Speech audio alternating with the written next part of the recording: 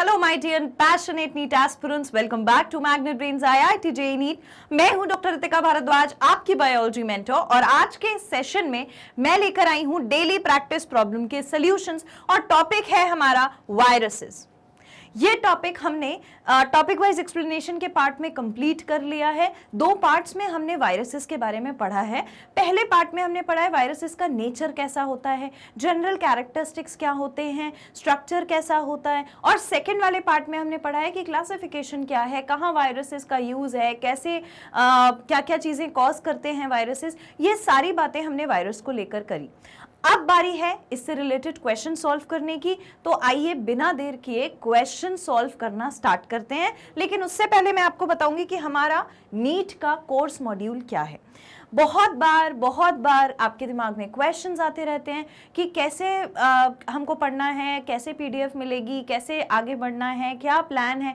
सारी प्रॉब्लम्स का सल्यूशन है, और वो सल्यूशन क्या है? हमारा नीट का course module which is going to provide you answers for all of your questions. पहला जो हम करते हैं वो है टॉपिक वाइज एक्सप्लेनेशन पर फोकस, यानी कि पहली बात जो है हम जाते हैं हर टॉपिक पर, हर चैप्टर से रिलेटेड, हर चैप्टर में दिए गए एक एक टॉपिक को हम पढ़ते हैं डिटेल में, और उसके बाद उस टॉपिक के लिए सॉल्व करते हैं daily practice problem. Daily practice problem का पीडीएफ जो होता है वो आपको कहाँ मिलता है? जो भी सेशन होता है, सेशन के डिस्क्रिप्शन बॉक्स में एक लिंक मिलती है, वहां से आप उसे डाउनलोड करके सॉल्व करते हैं, फॉलोड बाय उस डेली प्रैक्टिस प्रॉब्लम का solution video for daily practice problem. ये क्यों जरूरी है? कभी क्वेश्चन बन जाता है, कभी क्वेश्चन नहीं बनता है, तो ऐसा तो है नहीं कि सिर्फ क्वेश्चन दे दिया है अब आप अपने मन से सॉल्व कर लो, ऐसा बिल्कुल नहीं है। Solutions are being provided for all the DPPs. Then we go with the chapter wise multiple choice questions. Multiple choice questions करना क्यों जरूरी है? क्योंकि जब हम DPP हर एक टॉपिक की सॉल्व करते हैं, लेकिन मल्टीपल चॉइस क्वेश्चन हम कंप्लीट चैप्टर के लिए सॉल्व करते हैं, including all of the topics, followed by list of name of scientist की डिटेल्स, साइंटिस्ट के ईयर्स, देयर कंट्रीब्यूशन, उन्होंने क्या स्टडी करी है, सारी डिटेल्स हमें सेक्शन वाइज सेक्शन मिल जाती है, followed by previous year videos. Previous year question का वीडियो अलग से होता है, जहां पर हमें पता चलता है कि पिछले सालों में इस पर्टिकुलर चैप्टर से क्या क्या चीजें पूछी गई हैं, followed by doubt solving session. आप अपने डाउट मुझे लिख करके सेंड करते हैं, और फिर मैं आपके डाउट का सोल्यूशन आपको प्रोवाइड करती हूँ। Next will be weekly test paper, जो बहुत ज़रूरी है अपने आप को सेट करने के लिए, अपने आप का एक लेवल इंक्रीज करने के लिए, कि हम कितने क्वेश्चन लगा रहे हैं, कितना हमारा टॉपिक स्ट्रॉन्ग हो रहा है, वो ट्रांसपेरेंसी बनी रहती है। Then we have guidance. किस चीज का गाइडेंस? पेपर पैटर्न कैसा होगा, स्ट्रेस मैनेजमेंट कैसे करें, बहुत सारा प्रॉब्लम हो रहा है, ऑफिशियल नोटिफिकेशन नहीं मिल रहा, ध्यान नहीं दिया, एग्जामिनेशन से रिलेटेड बातें नहीं ध्यान दी, तो वो सारी चीजें आपको मिलेंगी, आपको कहीं जाकर कुछ भी ढूंढने की जरूरत नहीं है। And then we have online one shot revision जो है वो माइंड मैपिंग के लिए बहुत जरूरी है, तो वन शॉट रिवीजन पर फोकस करेंगे और फिर जाएंगे टेस्ट सीरीज के ऊपर, जो हमें और ब्रशन अप कर देगा। ये हमारा नीट का कोर्स मॉड्यूल है, जिस तरीके से हम अपनी प्लानिंग करके और फिर पूरी पढ़ाई नीट को लेकर के करते हैं। आई होप आपके सारे क्वेश्चंस के आंसर्स आपको मिल गए होंगे। अब हम स्टार्ट करते हैं अपने क्वेश्चंस के साथ daily practice problem for viruses के लिए। आइए स्टार्ट करते हैं। So the first question in front of you is viruses are made up of. Viruses किस चीज के बने होते हैं? तो जब हम थोड़ा सा एक्सप्लेनेशन पर जाते हैं। वायरसेस की जब हमने बात करी तो हमने ये बोला था कि वायरस जो होते हैं वो क्रिस्टलाइन हो सकते हैं, और मैंने आपको ये बताया था कि वायरस में सबसे पहले प्रेजेंट होता है प्रोटीन की लेयर। मैंने स्ट्रक्चर भी आपको बना के बताया था वायरस के लिए। प्रोटीन की लेयर के बाद प्रेजेंट होता है न्यूक्लिक एसिड। न्यूक्लिक एसिड, और न्यूक्लिक एसिड क्या हो सकता है? तो इसके केस में न्यूक्लिक एसिड डीएनए भी हो सकता है और आरएनए भी हो सकता है। ये हमारा न्यूक्लिक एसिड प्रेजेंट है, जहां पर प्रोटीन, डीएनए और आरएनए प्रेजेंट होता है। बस ये दो ही चीजें वायरस के स्ट्रक्चर में होती हैं। प्रोटीन जो होता है वो कैसे प्रेजेंट होता है और न्यूक्लिक एसिड कैसे प्रेजेंट होता है? अगर हम वायरस को देखने जाएंगे और उसकी बात करेंगे स्ट्रक्चर की, तो सबसे पहले बाहर के स्ट्रक्चर में प्रोटीन प्रेजेंट है। दिस ग्रीन वाला इज द प्रोटीन, तो प्रोटीन यूनिट ऐसे लगे रहते हैं, ऐसे बाहर प्रोटीन यूनिट लगे रहते हैं। ठीक, ऐसे हर जगह लगे रहेंगे। So everything that I have made with the green portion, ये पूरा क्या कहलाता है? Protein. All this is protein. Protein के अंदर एक कैप्सिड की लेयर होती है, प्रोटीन के अंदर एक कैप्सिड की लेयर होती है, उस कैप्सिड की लेयर के अंदर प्रेजेंट होता है न्यूक्लियर मटेरियल, और कभी कभी इसमें एंजाइम भी प्रेजेंट हो सकते हैं। तो जो कैप्सिड है वो किसका बना होता है? This portion will be capsid. Capsid जो है वो कैप्सोमियर का बना होता है, और इसके अंदर ब्लू वाले से जो मैंने बनाया है, इसके अंदर क्या है? ये nucleic acid. It is nucleic acid. अब ये जो न्यूक्लिक एसिड है, इस न्यूक्लिक एसिड में क्या प्रेजेंट हो सकता है? या तो डीएनए हो सकता है या तो फिर आरएनए हो सकता है। ठीक, तो ये स्ट्रक्चरली ये सारी चीजें वायरसेस में प्रेजेंट होती हैं। ऑप्शंस देखिए, ऑप्शन पहला है न्यूक्लिक एसिड, डीएनए और आरएनए। हाँ, न्यूक्लिक एसिड डीएनए और आरएनए होता है। नेक्स्ट है nucleic acid DNA and RNA, DNA भी है आरएनए भी है। ठीक है, दूसरा है प्रोटीन डीएनए आरएनए, तीसरा है न्यूक्लिक एसिड प्रोटीन न्यूक्लियोप्रोटीन। अब इसमें से जब हम सॉर्ट करने जाएंगे तो हमें हमेशा always look for the most appropriate answer. Most appropriate answer, इसको अपना की बना लो। हमेशा हमें सबसे ज्यादा अप्रोप्रिएट आंसर चेक करना होता है। अगर हम सबसे ज्यादा अप्रोप्रिएट आंसर देखें तो एक ऑप्शन है जो सिर्फ न्यूक्लिक एसिड बोलता है, दूसरा ऑप्शन है वापस से न्यूक्लिक एसिड बोलता है, तीसरा ऑप्शन है जो प्रोटीन डीएनए आरएनए सबकी बात करता है, और फिर हमारे पास है न्यूक्लिक एसिड प्रोटीन। लेकिन ये न्यूक्लियो प्रोटीन है, तो न्यूक्लियो प्रोटीन तो प्रेजेंट नहीं है, इसीलिए ये ऑप्शन गलत हो जाता है, ये ऑप्शन गलत हो जाता है, ये ऑप्शन गलत हो जाता है। मोस्ट एक्चुअली गलत नहीं होता, मोस्ट अप्रोप्रिएट आंसर हमारा कौन सा होता है? कि प्रोटीन और डीएनए आरएनए प्रेजेंट है। ये हम देख चुके हैं वायरसेस के स्ट्रक्चर में। रिवाइज हो गया? ये चीज मैंने आपको सेशन में भी पढ़ाई है जहां मैंने वायरस पढ़ाया था। लिख लीजिए इसको। Right option will be option C. Done? Okay, now see the next question. The capsid of viruses protects the. Capsid के अंदर वायरस में क्या प्रेजेंट होता है? कैप्सिड जो होता है एक्चुअली में वो क्या है, पहले वो समझो। बाहर एक एनवेलप होता है, बाहर एक एनवेलप होता है। सबसे पहले एनवेलप के नीचे प्रेजेंट होता है कैप्सिड, यानी कि एक रिंग जो एनवेलप के अंदर प्रेजेंट है, और कैप्सिड के भी अंदर होता है न्यूक्लिक एसिड, और कभी कभी न्यूक्लिक एसिड के साथ क्या प्रेजेंट होता है? एंजाइम भी हो सकते हैं। ठीक, तो एनवेलप जो होता है वो एक्चुअली में है क्या? एनवेलप एक्चुअली में क्या है? एनवेलप है प्रोटीन का बना हुआ, कैप्सिड है कैप्सोमियर का बना हुआ। कैप्सोमियर, यू रिमेंबर दैट छोटा छोटा सा यूनिट होता था अंदर, तो वो कैप्सोमियर का बना हुआ है। मैं इसे विजुअलाइज कराऊं अगर, तो ये मेरा अगर प्रोटीन का लेयर है तो इसके अंदर कैप्सिड कैसे प्रेजेंट होगा? ऐसे, इस मैनर में। तो ये छोटी छोटी रिंग्स जो है ये मिलकर के क्या बना रही हैं? ये छोटे छोटे कैप्सोमियर्स हैं। कैप्सोमियर्स मिलकर के अपने अंदर क्या रखते हैं? एक रिंग बना लेते हैं, और अपने अंदर फिर क्या रखते हैं? अपने अंदर वो रखते हैं न्यूक्लिक एसिड। ठीक, तो कौन सा वाला स्ट्रक्चर क्या है? ये वाला जो स्ट्रक्चर है ये एनवेलप है, ये वाला जो स्ट्रक्चर है ये कैप्सिड है, ये वाला जो स्ट्रक्चर है ये न्यूक्लिक एसिड है, और कभी कभी इसके अंदर जो ये जो एंजाइम प्रेजेंट है ये एंजाइम है।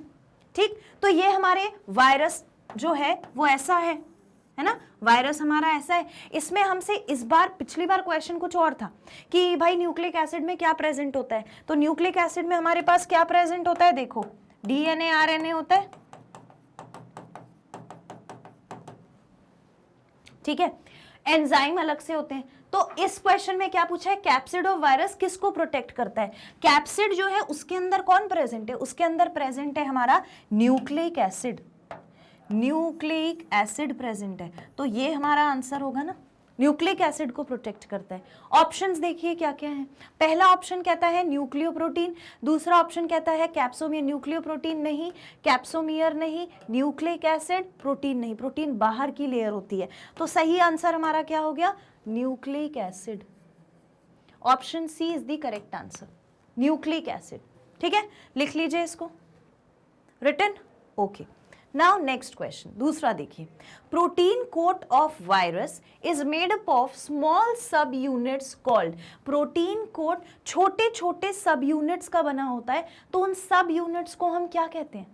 पहला ऑप्शन है न्यूक्लियोप्रोटीन नहीं कहते, कैप्सिड नहीं कहते, कैप्सिड नहीं कहते, कैप्सिड तो पूरी रिंग है, ठीक है। और डीएनए आरएनए क्या, देखो अगर मैं इसको तुम्हें ऐसे दिखाऊं कि ये जो न्यूक्लियोप्रोटीन है वो तो नहीं होगा, कैप्सिड एक पूरी रिंग के फॉर्म में प्रेजेंट है जिसके अंदर keeps the nucleic acid inside it, keeps the nucleic acid inside it. इसके अंदर क्या प्रेजेंट होता है? न्यूक्लिक एसिड प्रेजेंट होता है। अगर हम डीएनए आरएनए की बात करें तो भाई हमारा जो ये न्यूक्लिक एसिड है यही तो डीएनए आरएनए है, न्यूक्लिक एसिड ही तो हमारा डीएनए आरएनए है। अब बचा क्या? कैप्सोमियर। मैंने आपसे बोला था कि कैप्सोमियर छोटी छोटी रिंग के फॉर्म में प्रेजेंट, जैसे अपनी वो चेन होती है ना, चेन में छोटी छोटी रिंग्स होती हैं, वो मिलकर के पूरी एक बड़ी सी चेन बना लेती है, वो जिससे ट्रेन में बैग को बांधते थे, वो वाली चेन। तो ये वैसा ही कैप्सोमियर होता है। कैप्सोमियर में देयर आर स्मॉल यूनिट्स, ठीक है, जो मिल करके पूरा एक स्ट्रक्चर बना लेते हैं। ऐसे स्मॉल यूनिट्स होते हैं जो मिल करके पूरा स्ट्रक्चर बना लेते हैं।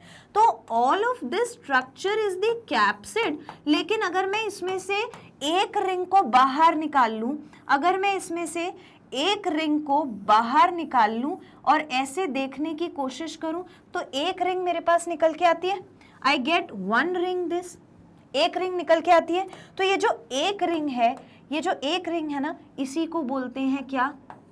कैप्सोमियर। ऐसे बहुत सारे कैप्सोमियर्स ने मिलकर के रिंग बनाई कैप्सिड की। अब समझ गए? तो आंसर हमारा क्या होगा? आंसर होगा कैप्सोमियर। आई होप आप ये चीज बिल्कुल नहीं भूलेंगे, इसमें आपको कोई कंफ्यूजन नहीं होगा, ठीक है, done. So right option will be option D for this question. Clear? Okay, done. Next question देखिए, virus which contains both DNA and RNA. ऐसा कौन सा वायरस है जिसमें डीएनए भी हो और आरएनए भी हो? ऑप्शंस यहां पर दिए हुए हैं। ये क्वेश्चन बहुत इंपॉर्टेंट क्वेश्चन है, नीट में तो पूछते ही हैं। इनफैक्ट आपको पता है ये इतना इंपॉर्टेंट क्वेश्चन है कि यूपीएससी के जो एग्जाम्स होते हैं वहां पर भी वायरस को लेकर ये क्वेश्चन पूछा जाता है। आप समझ रहे हैं ये टॉपिक कितना जरूरी है, ये जानना कि डीएनए और आरएनए अगर एक साथ प्रेजेंट है तो वो कौन सा वायरस है, उसका नाम हमें पता होना चाहिए। तो आप मुझे, I give you a moment, आप मुझे ऑप्शंस में से देख के बताइए which one is having the DNA and RNA both. Okay, so लिख दिया आपने अपना answer, fine. Now let me tell you, virus जिनके पास डीएनए और आरएनए दोनों होते हैं, ऐसे वायरस जिसके पास डीएनए और आरएनए दोनों प्रेजेंट है, उसको कहते हैं ल्यूकोवायरस। ल्यूकोवायरस, ये ल्यूकोवायरस वो वायरस है जिसके पास डीएनए आरएनए दोनों प्रेजेंट है। इसकी कैटेगरी जो होती है, वो कैटेगरी क्या होती है मैं बताती हूं। कैटेगरी होती है इसकी रेट्रोवायरस। ये रेट्रोवायरस की कैटेगरी में आता है and it exhibits a very unique phenomena, जहां पर ये क्या करता है, रिवर्स ट्रांसक्रिप्टेज करता है। रिवर्स ट्रांसक्रिप्टेज का मैकेनिज्म इसमें चलता है। रिवर्स ट्रांसक्रिप्टेज के मैकेनिज्म में क्या होता है?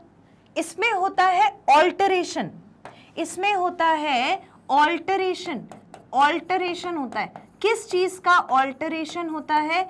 ये 1 मिनट, किस चीज का ऑल्टरेशन होता है?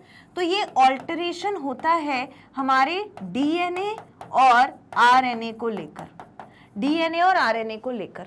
मैंने आपको एक कंसेप्ट बताया था जहां पर ये जो वायरस होते हैं ये अपना न्यूक्लिक मटेरियल, न्यूक्लिक एसिड जो होता है डीएनए, उसको हमारे बैक्टीरिया के सेल के डीएनए में या किसी भी होस्ट के डीएनए में इंजेक्ट कर देते थे, जहां पर मैंने लाइटिक और लाइसोजेनिक साइकिल समझाई थी। अगर वो आपने नहीं देखी है तो आपके लिए वो बहुत इंपॉर्टेंट है। I will suggest you go again, watch that cycle, you will love to know about that cycle.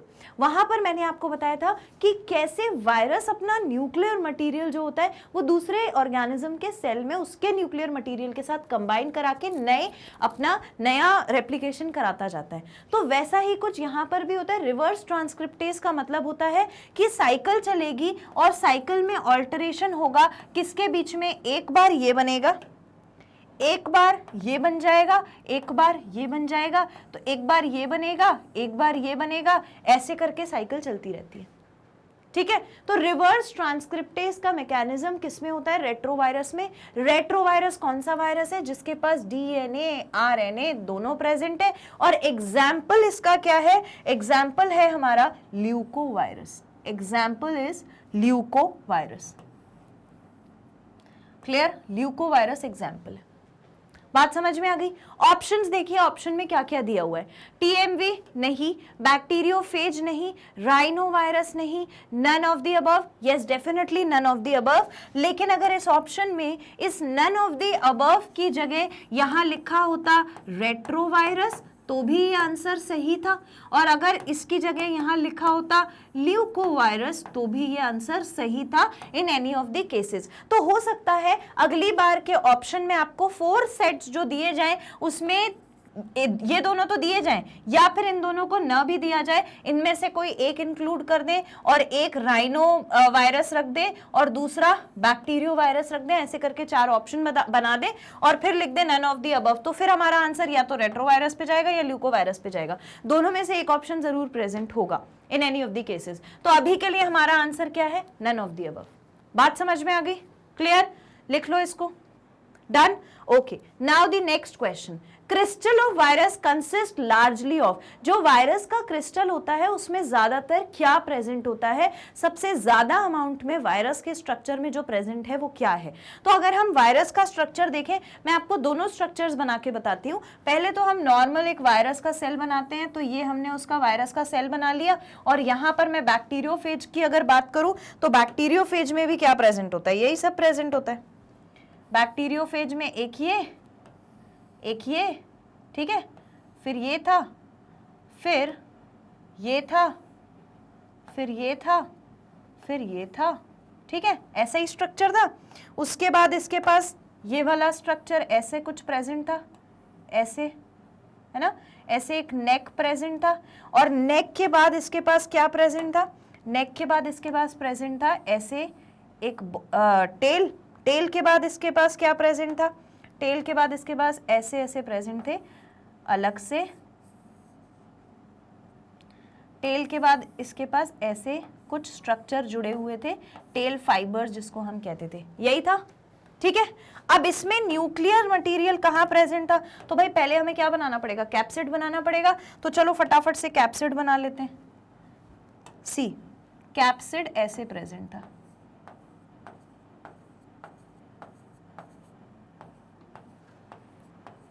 Capsid के अंदर क्या प्रेजेंट था? कैप्सिड के अंदर प्रेजेंट था न्यूक्लियर मटेरियल। और यहां पर भी एक कैप्सिड होगा, तो वो कैप्सिड कैसे बनेगा? ऐसे।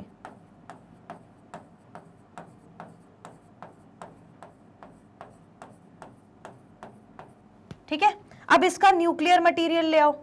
न्यूक्लियर मटेरियल में क्या लेके आए? न्यूक्लियर मटेरियल में लेकर आते हैं, न्यूक्लियर मटेरियल में अपन ले आते हैं ये न्यूक्लियर मटेरियल।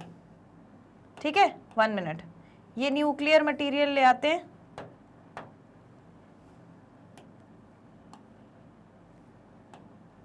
न्यूक्लियर मटेरियल यहाँ प्रेजेंट है, यहाँ पर न्यूक्लियर मटेरियल यहाँ प्रेजेंट है। ठीक है, ये हमारा कैप्सिड टूट गया था, इसको पूरा कर लिया। अब ये सिचुएशन जो है, इसमें ये जो ग्रीन वाले पोर्शन से हमने बनाया है ना, ये वाला पोर्शन, ये एक्चुअली में प्रोटीन का बना हुआ पोर्शन है, प्रोटीन का बना हुआ पोर्शन है। फिर जो पिंक वाला बनाया है वो कैप्सिड है, तो ये किसका बना है? कैप्सोमियर का बना है, कैप्सोमियर का बना है। ठीक है, इसके बाद न्यूक्लिक एसिड। न्यूक्लिक एसिड कहाँ है? ये वाला न्यूक्लिक एसिड है, ये वाला न्यूक्लिक एसिड है। 1 मिनट, ये क्या है? Nucleic acid. ठीक है, मतलब आप देखो मेजर पोर्शन क्या प्रेजेंट है, थोड़ा सा डीएनए आरएनए है, थोड़ा सा डीएनए आरएनए है, थोड़ा सा कैप्सोमियर है, थोड़ा सा कैप्सोमियर है, ज्यादा अमाउंट में। यहां पर तो ये पूरा स्ट्रक्चर ही प्रोटीन का बना है। और यहां पर आपको याद है जब मैंने आपको स्ट्रक्चर बना के बताया था तो मैंने कहा था यहां पर ऐसे प्रोटीन जुड़े रहते हैं। All these are protein units only, ऐसे बाहर प्रोटीन यूनिट्स जुड़ी रहती हैं। देखा है ना कोरोना वायरस का वो फोटो, उसमें ऐसे बाहर स्पाइक जैसे जो निकले हुए हैं वो क्या है, प्रोटीन है। This is again protein, this portion is protein and then this portion is also protein. तो मेजर हमें क्या दिख रहा है, सबसे ज्यादा कौन से कलर का आपको स्ट्रक्चर दिख रहा है, ग्रीन कलर का। ग्रीन कलर को मैंने क्या बनाया है, प्रोटीन बनाया है। तो सबसे ज्यादा अमाउंट में जो प्रेजेंट है वो है प्रोटीन, सबसे ज्यादा अमाउंट में जो प्रेजेंट है वो है प्रोटीन। अब ऑप्शंस देखिए, पहला डीएनए नहीं, आरएनए नहीं, प्रोटीन यस, हिस्टोन नहीं। So correct answer will be option C for this question. ठीक है, ये क्या है, ये नॉर्मल हमने वायरस का सेल बनाया है, वायरस का सेल बनाया है। और कभी कंफ्यूज मत होना कि मैम ये भी वायरस है, ये भी वायरस है, ये बैक्टीरियोफेज वाला वायरस है। This is bacteriophage. मैंने आपसे बोला था वायरस भी तो अलग अलग कैटेगरी के होते हैं, है ना, तो यह दूसरी कैटेगरी लिख लीजिए। Okay, next, which disease is caused by viroids. तो पहले मुझे बताओ वायरॉइड्स होते क्या है। वायरॉइड्स जो हैं these are smaller than 1 minute, these are smaller then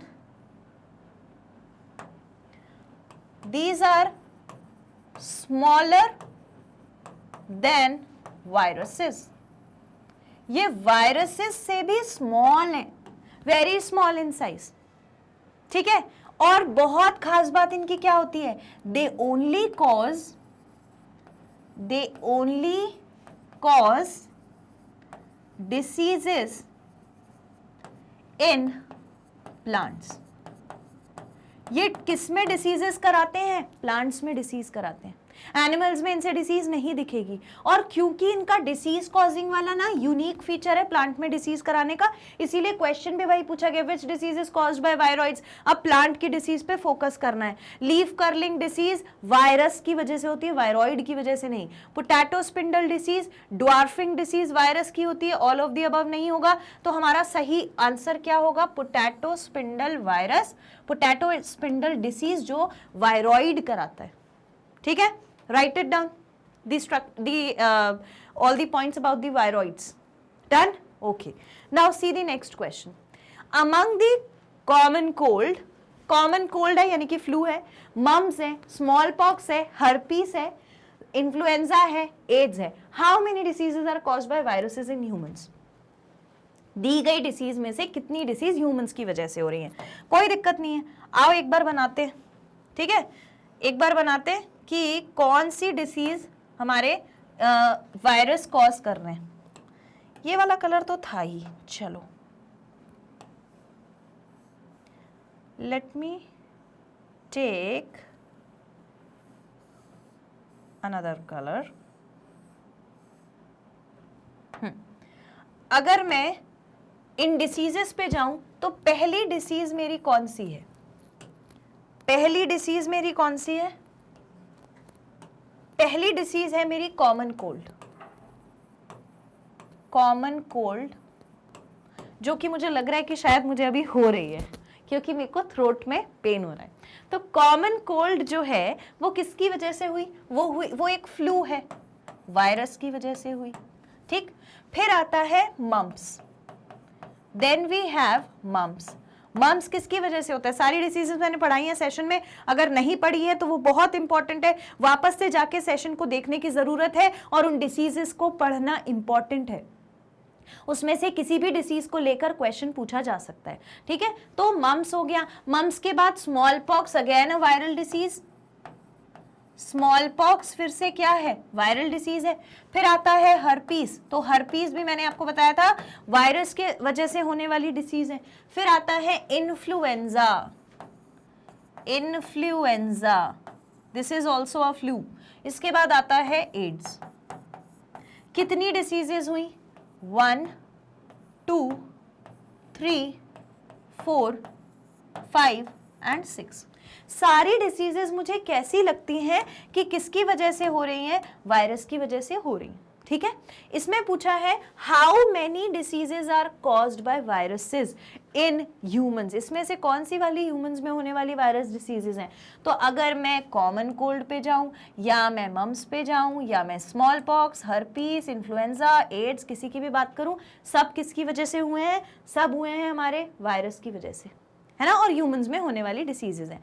तो कितनी है टोटल? 6 डिसीजेज हैं। टोटल कितनी है? 6 डिसीजेस। यहां पर ऑप्शन में क्या है? 3 4 5 एंड 6। तो 6 डिसीजेस होती हैं वायरस की वजह से, और सारी की सारी जो मेंशन है वो सब। ठीक, अब हो सकता था इसमें से एक कोई दे देते। अब क्या हो सकता था? इसमें से कोई एक हटा के दे देते मलेरिया, कोई एक हटा के दे देते अमीबियासिस, कोई एक हटा के दे देते ट्यूबरकुलोसिस। ठीक है, या फिर कोई भी डिसीज इसमें इंक्लूड करेंगे अगर, तो हमें एटलीस्ट उन डिसीजेस का नाम पता होना चाहिए जो कोरली वायरस कॉज करा रहा है, क्योंकि हर केस में हमारा आंसर चेंज हो जाएगा। सो क्वेश्चन को किसी भी फॉर्म में ट्विस्ट करके पूछा जा सकता है। जब हम प्रीवियस ईयर क्वेश्चन सॉल्व करते हैं तो हम इस मेथड से सॉल्व करते हैं कि भाई जो एग्जामिनर है उसने सोचा होगा चलो इनका नीट का एग्जाम का क्वेश्चन पेपर बनाना है, तो प्रीवियस ईयर क्वेश्चन पेपर उठाओ, उसमें से शायद क्वेश्चन पेपर बना दो। ऐसा नहीं होता, वो लोग बहुत स्मार्ट लोग हैं। हम जो previous year question paper solve करते हैं वो हम क्राइटेरिया लेने के लिए करते हैं, कौन से क्वेश्चन को, कौन से कंसेप्ट को ज्यादा फोकस कर रहे हैं, कैसे क्वेश्चन बनाकर पूछ रहे हैं, हम उस बात पे फोकस करते हैं। एंड वहां पर हमें क्या काम आता है? ऐसे ही क्वेश्चंस काम आते हैं। ठीक है, जहां पर बस चीजों को ट्विस्ट करके आपसे पूछ लिया जाता है। For now the correct option is option D, that is 6 diseases are caused by the virus, और वो 6 डिसीजेज ये। डन, लिख लीजिए इसको। Okay, now the next question. Who recognized certain microbes as casual organisms of mosaic disease? Mosaic disease के बारे में सबसे पहले किसने बताया था? सबसे पहले मोज़ेइक डिसीज के बारे में बताने वाले जो थे उनका नाम था 1 मिनट, उनका नाम था सर आइवनॉस्की। इन्होंने सबसे पहले एक्सप्लेन किया था मोज़ेइक डिसीज के बारे में, अबाउट मोज़ेइक डिसीज। ठीक है, साइंटिस्ट का नाम और डिसीज का नाम याद रखना है, तो ये इंपॉर्टेंट है। अब इसमें तो देखो हम कोई कंसेप्ट नहीं लगा सकते, जिस साइंटिस्ट ने जो थ्योरी दे दी है, जो डिस्क्रिप्शन दे दिया है, हमें वैसा का वैसा ही याद करना है। ठीक है, ऑप्शंस देखिए, आइनोस्की यस, पाश्चर नहीं, बेजनिक नहीं, स्टैनली नहीं। मैंने फर्स्ट सेशन में ही सारे साइंटिस्ट के बारे में आपको लिखवा दिया था। ठीक है, वहां पर मैंने ये सब चीजें बताई थी, तो option A is the correct answer for question number 8। Right it down. Done, okay. Next question देखिए, HIV is classified as retrovirus because its genetic information is carried in। HIV जैसे मैंने बताया था ना ल्यूकोवायरस होता है, ऐसे ही रेट्रोवायरस के अंदर कौन कौन सा वायरस अब हमने नया पढ़ लिया है? पहला हमने पढ़ लिया है हमारा HIV, दूसरा हमने पढ़ लिया है ल्यूकोवायरस। Both of these are the retrovirus which will undergo transcriptase वाला मैकेनिज्म। What is transcriptase? जहां पर डीएनए आरएनए दोनों प्रेजेंट है, तो ऑल्टरनेटिवली कॉपी होता हो जाता है DNA RNA with the bacterial genome. That is reverse transcriptase. जो कौन करेगा? रेट्रोवायरस करेगा। जैसे ही रेट्रोवायरस लिखा हुआ मिल जाए तो समझ जाना कि क्या आना चाहिए? रिवर्स ट्रांसक्रिप्टेज आना ही चाहिए, रिवर्स ट्रांसक्रिप्टेज आना चाहिए। ठीक है, ऑप्शंस देखिए, DNA instead of RNA. Classified question क्या है? HIV is classified as retrovirus because its genetic information is carried in. कहां पर उसकी जेनेटिक इंफॉर्मेशन होती है? पहला डीएनए इंस्टेड ऑफ आरएनए, दूसरा DNA, RNA instead of DNA, and next is protein code. इनमें से कहां पर होती है? Just identify answer and tell me. Have you written your answer? Okay, now let's see. Option में दिया है DNA instead of RNA, DNA, RNA instead of DNA and protein code. तो जब भी एक रेट्रोवायरस में जैसे कि HIV हो गया, ये क्या है, ये इसके एग्जाम्पल्स हैं, अगर हम इनकी बात करें तो हमने ये देखा है कि इनके पास, रेट्रोवायरस के पास DNA और RNA दोनों मिल जाते हैं, सही है, दोनों मिल जाते हैं एक्चुअली में। लेकिन होता क्या है, बनता कैसे है, असल में ये जो RNA होता है बस यही प्रेजेंट होता है, एक्चुअली सिर्फ RNA प्रेजेंट होता है और उस RNA के साथ ये जो हमारा रिवर्स ट्रांसक्रिप्टेज एंजाइम है, वो भी प्रेजेंट होता है। तो ये रिवर्स ट्रांसक्रिप्टेज एंजाइम इस RNA से DNA बनवा देता है और फिर ये DNA किसके साथ जाके जुड़ जाता है, बैक्टीरियल जीनोम के साथ, बैक्टीरिया का जो सेल है उसके साथ जाके, उसके जीनोम के साथ जाके जुड़ जाता है। RNA तो नहीं जा पाता, DNA करता, तो RNA से बनता है DNA, तो वो भी किसकी मदद से, रिवर्स ट्रांसक्रिप्टेज की मदद से बनता है। इसीलिए प्रेजेंट उसमें RNA होता है इंस्टेड ऑफ DNA, पर बन दोनों जाते हैं। तो एक लाइफ साइकिल में RNA DNA दोनों मिलते हैं देखने को। तो हमें क्या आंसर जाएगा, हमारा आंसर जाएगा DNA इंस्टेड ऑफ RNA नहीं, DNA नहीं, RNA instead of DNA and protein code नहीं। So right option will be RNA instead of DNA, that is option C will be the correct answer. Clear, लिख लीजिए इसको, written. Now the next is the part of virus which gives it heredity integrity. कौन सा part होता है virus में जो heredity integrity provide करता है। हेरिडिटी इंटीग्रिटी का मतलब होता है हेरिडिटरी इंफॉर्मेशन।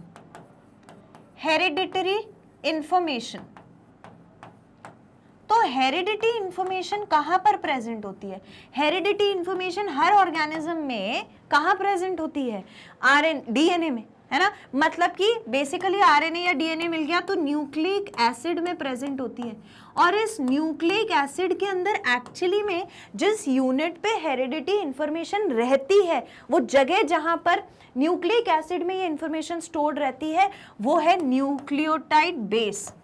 वो क्या है, न्यूक्लियोटाइड बेस। यहां पर भी दिया हुआ है ऑप्शन में न्यूक्लियोटाइड बेस। अक्सर ऐसा होता है, लोगों को लगता है कि न्यूक्लियोटाइड बेस सही आंसर होना चाहिए, but complete set of information आपकी कहां पर प्रेजेंट है, complete set of information present है न्यूक्लिक एसिड के अंदर। न्यूक्लिक एसिड ही सारी चीजें रख रहा है, ठीक है। तो आंसर देखिए किस तरफ जाएगा। अगर हम बोले कि कैप्सोमियर में, नहीं, कैप्सोमियर क्या है, स्मॉल यूनिट है जो आगे जाकर फॉर्म कर देगा कैप्सिड, ठीक। इसके बाद कैप्सिड कैप्सोमियर से बना हुआ है, तो ये भी आंसर नहीं होगा। फिर आता है न्यूक्लिक एसिड और फिर आता है न्यूक्लियोटाइड। तो सिर्फ बेस होते हैं, न्यूक्लियोटाइड बेस होते हैं जो इन्फॉर्मेशन रखते हैं। एक्चुअली में कहाँ रहती है इन्फॉर्मेशन, न्यूक्लिक एसिड के पास। Nucleic acid is the right answer, nucleic acid में ही ये सब स्टोर रहता है, यानी कि DNA और RNA में। So right option will be option C। Clear, लिख लीजिए। Okay, so with this we are done with the daily practice problem solution for the topic viruses. अब आपको क्या करना है, वायरसेस को आपको बहुत अच्छे से अगर पढ़ना है सीक्वेंस में, आप वापस से वीडियोस जाकर के देख सकते हैं ऑफिशियल वेबसाइट पर हमारी। आपको टाइप करना है www.magnetbrains.com। जैसे ही आप वो टाइप करेंगे तो एक ऑफिशियल पेज ओपन होगा जहां पर लिखा होगा एक्सप्लोर टॉप कोर्सेज। उसमें जाकर नीट को सिलेक्ट करिए, नीट में जाकर बायोलॉजी सिलेक्ट करिए, वॉच नाउ पर क्लिक करिए तो डिस्क्रिप्टिव पेज बायोलॉजी का ओपन होगा जहां पर पूरी इंफॉर्मेशन प्रेजेंट है, ठीक। इसके बाद यहाँ लिखा है वॉच ऑल वीडियोस, इन वीडियोस को आप आराम से देख सकते हैं। आपको सीक्वेंस में पहले नीट के एग्जामिनेशन के बारे में, लिविंग वर्ल्ड के बारे में, बायोलॉजिकल क्लासिफिकेशन के बारे में, जो भी आप देखना चाहते हैं उस पर क्लिक करिए, वॉच नाउ पर क्लिक करिए तो वीडियो इस तरीके से आपके सामने प्ले होने लगेगा and you can always have an access to it. बार बार आप अपने टॉपिक्स को रिवाइज कर सकते हैं। फॉर नाउ समझ में आ गया है तो लाइक जरूर कर देना, इतना सा बस काम आपको करना है। सब्सक्राइब जरूर कर लेना चैनल को, सारे क्वेश्चंस देखने के बाद, और शेयर ज़रूर करिए अपने सारे फ्रेंड्स और सिबलिंग्स के साथ। मैं आपसे मिलूंगी नेक्स्ट सेशन में। Magnet Brains IIT JEE NEET का जो चैनल है वहाँ पर आपको नीट की प्रिपरेशन के लिए पूरा course completely free of cost available है। घर में बैठ के आराम से आप तैयारी कर सकते हैं। All type of questions, multiple choice question, previous year questions, most important question, most expected question, सारे के सारे आपको आपके पास मिल जाएंगे Magnet Brains IIT JEE NEET के टीम के द्वारा। ठीक है, मैं आपसे मिलूंगी नेक्स्ट सेशन में। तब तक के लिए thank you so much, take care and keep studying.